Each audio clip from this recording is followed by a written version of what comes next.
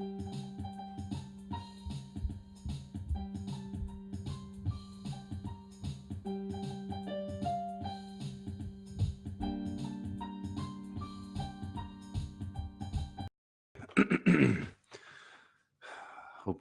hope you can hear me well. And I'm hoping that everything's working properly. The camera was acting a little crazy a second ago. But look, I want to welcome you today to the Enlightenment series here on Facebook Live. My name is Jay Moore, I'm your healthy accountant.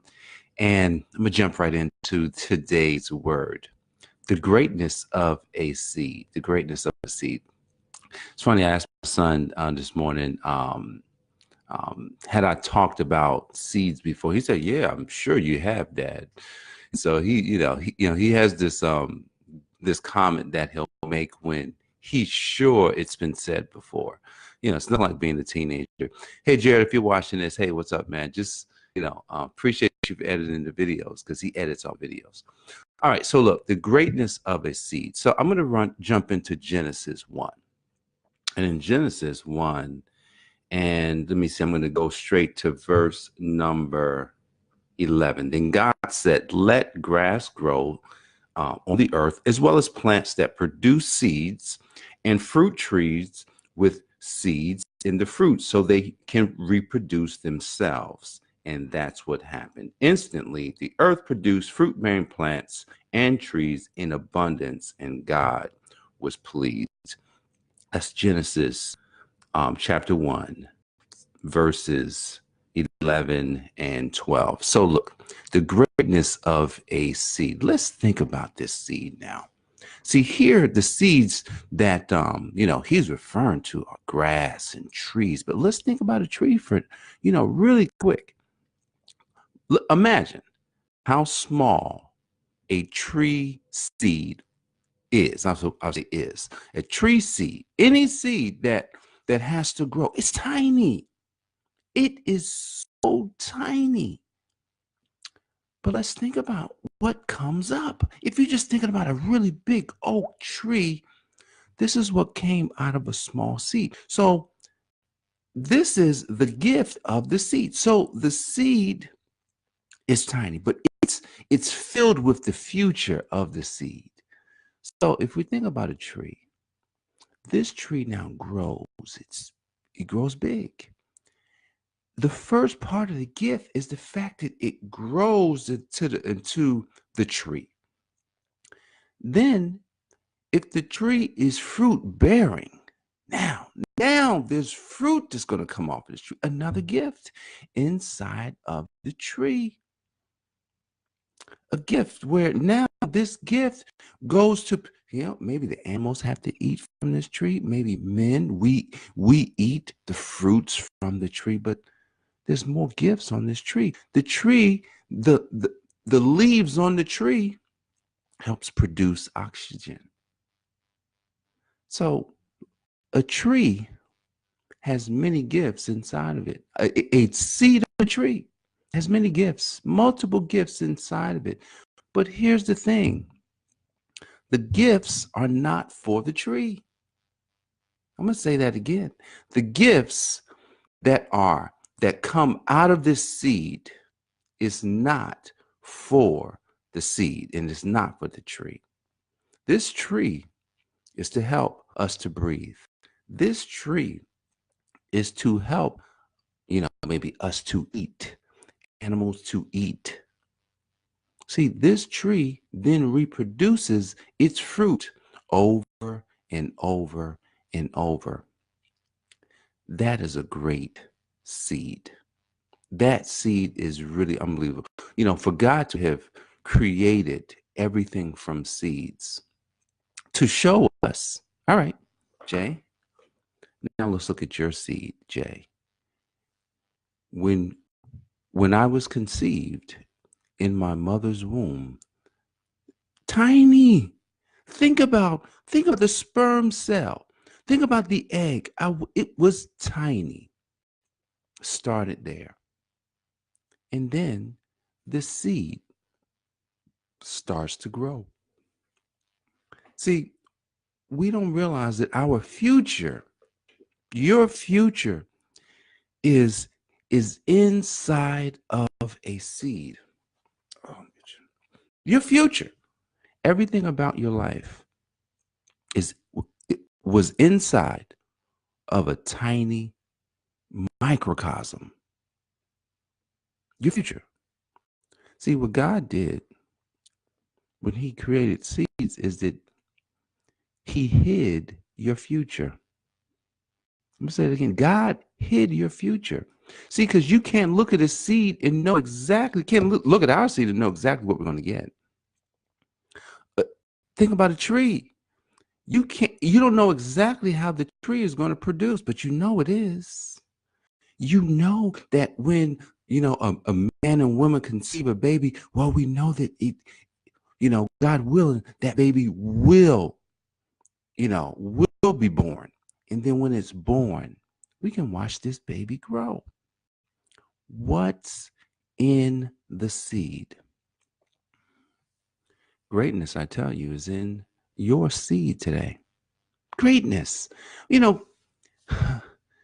seems cliche when you hear, hey man, greatness is inside of you. But when you really look at it from this perspective of the fact that when God creates seeds, he created a future. So if God created a future for you inside of a seed, and you feel like, man, life is just not where I want it to be, well, then you have to know that that's not what God designed. God did not design for you to have a bad life. Now, the funny thing about life is that sometimes you get a curveball. You get you get a circumstance that will require you to use that secret gift that's inside of you. And I talked about how I watched two men who had no arms, no legs a few weeks ago. And I was just really, I was inspired by them because they had to use what they had. They could not focus on the fact that they didn't have any arms and legs. See, because if they focused on the fact that they had no arms and legs, then they would have never known how strong they were. They would have never known the types of things that they were capable of doing. So sometimes people will say, man, it's just not fair. It's not fair that, I don't have any arms and legs. It's not fair that I'm blind. It's not fair that, I can't hear. It's not fair that, I grow up in, the family that's poor. It's not fair that I lost my job. It's not fair that, man, how did I gain all this weight? It's not fair that I got to try and lose it all. See, every circumstance that you encounter is a circumstance for your seed to grow. Every circumstance that you encounter is a circumstance for your seed to grow. Think about it. I've been really grappling over this recently because in studying myself, I have to discover everything that God put inside. I'm on a discovery mission because I'm like, man, I keep seeing how great he is through things that come out of me. And so I said, man, what is it? What is it I'm really capable of? And I'm going to tell you, something popped in my head last night. No, was it this morning? While I was sleeping at 2:30 this morning? Change. You're a change expert. You're a change agent. You're someone who can change anything. I said, what? Really? Can change anything? Well, I had to start with me. I've got experience changing myself so far. I don't have a lot of experience changing you because it's not about me going to change you, but if this is my gift, then there's a unique way that I can tell you, that can show you how you can change. See, that's for you. And it's coming out through these broadcasts. It's coming out through, the fact that, I've had to deal with different things in my life. Hey, You know, I changed my body multiple times. Change. You know, I've changed my mind. I've I've changed what I used to do to what I do today. Created a brand new person. You know, totally new. My wife would say, "Man, you've changed a lot. Good changes. Yeah, still other changes I need to make. You know, I don't think you ever arrive unless you're Jesus Christ, but I don't think you ever arrive because you just don't. You keep growing. A tree never stops growing. Do you realize a tree never stops growing? I'm telling you, there's trees in my backyard. And I remember when we moved in, I thought there was a couple of trees back there. I said, man, these trees are dead. These trees, they got no life in them. And last summer, I was looking back in the yard and I said, wait a second. 2 trees I thought were dead. You know, they're growing. Like they are probably 4 times the size they were when we moved in. I was like, wow, something that looked dead now producing. It's producing its leaves. It's not a fruit tree, it's a tree. So it's helping us to breathe. I said, man, look at this tree. But a tree never stops growing as long as the soil is intact, as long as there's rain, the tree will always grow because every season's going to come. So that means it's going to lose its leaves. It's going to lose its leaves every single year. And when they come back, that means the tree is growing every year. What's to say about you? What's to say about you in the fact that, okay, you have this greatness sitting inside you. E.T. wrote a phenomenal book. If you're not familiar with Eric Thomas, he wrote a phenomenal book called Greatness is Upon You. Greatness is upon you. Like from the time you were born, Jeremiah 29:11 says, you know, I know the plans I have for you to prosper you, to give you a future and hope. A future. So if he knows your plans to prosper you, to give you a future, then greatness is upon you. Because if he would allow a seed to produce the way that allow a tree seed to produce the way that it does every single year, what's to say about you? Tell me, really tell me.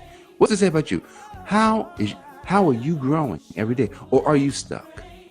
Are you stuck in the rut of what life throws at you, you know? To master, I was listening to this morning, to master your thinking, you've got to be able to see a situation that's physical and not believe that it's true. To master your thinking. So to master the fact that, wait a second, I'm great. Man, God created me to be great. Now, you may not know what your greatness is, but that's okay. But if you start, this is what I believe. This is what I believe. You know, hold fast to the truth that you know is in you, which is contrary to what you see. And if it's contrary to what you see, then you're like, well, I don't have to believe that, you know, I don't have any money. I don't have to believe that I'm overweight and I can't, you know, not turn that around. I don't have to believe that my marriage can't turn around. I don't have to believe that, you know, my church can't start growing just like all of a sudden. I don't have to believe that, you know, my kids are, you know, going to turn out bad. I don't have to believe any of that. I don't have to believe that I can't get along with people. I don't have to believe that I can't love everybody, even those that persecute me. I don't have to believe any of that. I can now believe what I want to believe, which is, hey man, I have love for everyone, even those that don't love me. Yes, even those that don't love me, even those that would persecute me. I mean, 2 instances in the Bible where the individuals dying, ask God to forgive those who are killing them. 2 instances. The first, Jesus Christ. He was first. It's recorded.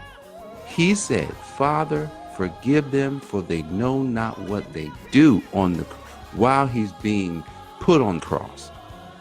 And then Stephen, Stephen's a young guy. He was brought into the mission with the apostles. They saw how his faith was strong. He didn't have the education now. Stephen didn't have the education. Stephen didn't go to the schools, but Stephen had faith. He was filled with the Holy Spirit. This is what's in the Bible, and this is in Acts. I'm not sure. I can't remember what chapter. It's just before his stoning. It's just before he went and he did his one and only recorded message, and then was stoned. And as he's being stoned, he says, Father, forgive them, for they know not what they do. Wow. See, you are great.